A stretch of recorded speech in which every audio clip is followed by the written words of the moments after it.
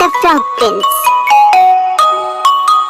बहुत समय पहले जब कामनाएं सचमुच सच हो जाया करती थीं, वहाँ एक राजा रहा करता था अपनी सुंदर सी बेटी के साथ। वो इतनी खूबसूरत और प्यारी थी कि उसे वो हर चीज देता था जो वो चाहती थी। पिताजी, मैं अपने पुराने खिलौनों से खेलते खेलते ऊब गई हूँ। मैं कुछ नया चाहती हूँ खेलने के लिए। ओह मेरी प्यारी बेटी, तुम बहुत ही कीमती हो, इसलिए मैं तुम्हें ऐसी कीमती चीज दूंगा जो मुझे मेरे दादाजी ने मेरे बचपन में दी थी। राजा ने सोने की तिजोरी खोली और एक चमकता हुआ सोने का गेंद बाहर निकाला। ये बॉल लो, ये सूर्य के किरणों के नीचे बहुत ही ज्यादा चमकेगा, लेकिन ये बहुत ही बेशकीमती है, कभी भी इसे मत खोना। धन्यवाद पिताजी, आप इस दुनिया के सबसे अच्छे पिताजी हैं। राजकुमारी ने बागीचे में खेलना शुरू किया। जब गेंद नीचे लुढ़कता गया, वो सब जगह उसके पीछे भागी। अचानक वहाँ एक बदसूर आ गया। तुम यहाँ से चले जाओ गंदे मेंढक। मैंने तुम्हें झाड़ियों में से देखा और मैं तुम्हारी सुंदरता से चौंक गया हूँ। रैबिट, क्या तुम मुझे अपना दोस्त बनाओगी और अपने साथ खेलने दोगी? तुम ऐसी बात सोच भी कैसे सकते हो? मैं तुम जैसे घिनौने और मैले मेंढक के साथ कैसे खेल सकती हूँ? मैं दुनिया की सबसे खूबसूरत लड़की हूँ। मैं भला ऐसी गंदी चीज के साथ क्यों खेलूं? मैं उछल सकता हूँ, रैबिट, कूद मैं तैर भी सकता हूँ और तुम्हारी गेंद पकड़ सकता हूँ। मैं खेलने के लिए सबसे उपयुक्त हूँ, रैबिट। बेहतर होगा मैं अकेले ही खेलूं। तुम गंदे मेंढक। वो वापस अपने महल में गई मेंढक से छुटकारा पाने के लिए। अगले दिन वो गेंद से खेलने के लिए आई। उसने एक एकांत जगह चुनी, एक पुराने से वृक्ष के नीचे, एक कुएं के पास। कितनी शांत और खूबसूरत जगह है ये। वो गन्ना में नहीं ढूंढ पाएगा। वो गेंद के साथ खेलने लगी। उसने उसे ऊपर फेंका और फिर पकड़ लिया। ऐसा करते हुए गेंद धूप में इतनी तेज चमकी कि उसकी आंखें चौंधिया गईं। बजाय उस लड़की के छोटे हाथों में गिरने के, वो कुएं की मुंडेर के पास जमीन पर गिर गई और लुढ़क कर कुएं में चली गई। ओह नहीं, मेरी सुनहरी गेंद! ओह भगवान, ये कितना गहरा है। इस गहरे कुएं में मुझे मेरी गेंद भी नहीं दिख रही। वो रोई और रोती गई जैसे उसे कभी तसल्ली न मिल सकती हो, और अपने रोने के बीच उसने एक आवाज सुनी। तुम्हें किस बात का दुख है राजा की बेटी? तुम्हारे आंसू तो एक पत्थर का दिल भी पिघला सकती हैं, रैबिट। वो इधर उधर देखने लगी कि आवाज कहाँ से आ रही है। ओह, तो ये तुम हो घिनौने मेंढक?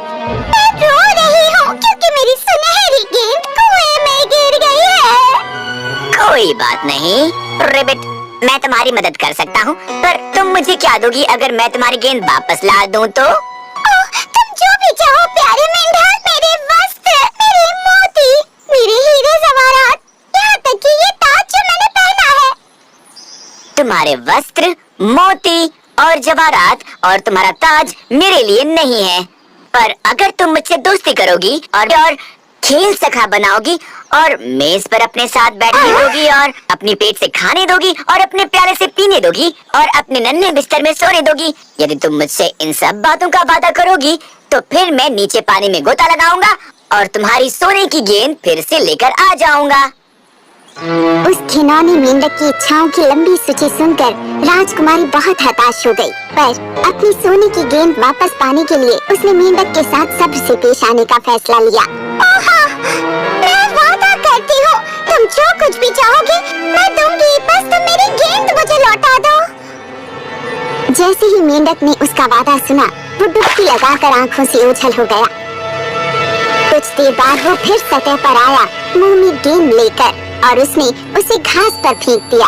राजकुमारी बहुत खुश हुई अपने उस खूबसूरत खिलौने को देखकर। उसने उसे उठाया और वहाँ से भाग खड़ी हुई। रुको, रुको, मुझे अपने साथ ले चलो, मैं तुम्हारी तरह तेज नहीं भाग सकता। पर इसका कोई फायदा नहीं हुआ। इससे खाना खाती हुई तभी दरवाजे पर दस्तक हुई। ओ राजकुमारी, मुझे अंदर आने दो। राजकुमारी देखने गई कि दरवाजे पर कौन हो सकता है, पर जब उसने खोला तो देखा कि वो वही छोटा मेंढक था। तुम घिनौने प्राणी, तुम्हारी हिम्मत कैसे हुई मेरे घर आने की? उसने जल्दी से दरवाजा बंद कर दिया और वापस जाकर बैठ गई। वो बेचैन हो उठी। राजा ने देखा कि उसका दिल बहुत तेजी से धड़क रहा था। मेरी बच्ची, तुम किस बात से इतनी चिंतित हो? क्या कोई राक्षस दरवाजे पर खड़ा है जो तुम्हें ले जाने वाला है यहाँ से? ओ नहीं पिताजी, वहाँ एक घिनौना मेंढक है। और उस मेंढक को क्या चाहिए? ओह पिताजी, जब मैं कल कुएं के पास बैठी थी और अपनी सोने की गेंद से खेल रही थी और वो पानी में गिर गई, तब मेंढक ने उसे वापस दी, पर एक शर्त पर कि मैं उसे अपना साथी बनने दूंगी। मैंने उससे वादा कर दिया, पर मैंने सोचा नहीं था कि वो पानी को छोड़ मेरे पीछे आ जाएगा। पर अब वो दरवाजे के बाहर खड़ा है और अंदर आना चाहता है। राजा की बेटी, मेरे लिए दरवाजा खोलो, तुमने मुझसे वादा किया था। एक बार तुमने वादा किया तो उसे निभाना ही होगा। जाओ, जाकर दरवाजा खोलो, उसे अंदर आने दो। तो वो गई और उसने दरवाजा खोल दिया और मेंढक उछलकर अंदर आ गया और उसके पीछे पीछे चलने लगा। धन्यवाद राजकुमारी, अब मुझे उठाओ ताकि मैं तुम्हारे साथ बैठ सकूं। राजकुमारी ने उसकी ओर गुस्से से देखा, मगर फिर अपने पिता के सख्ती भरे चेहरे को देखकर उसने उसे ऊपर उठाया। वाह, अब हम साथ में खाना खा सकते हैं।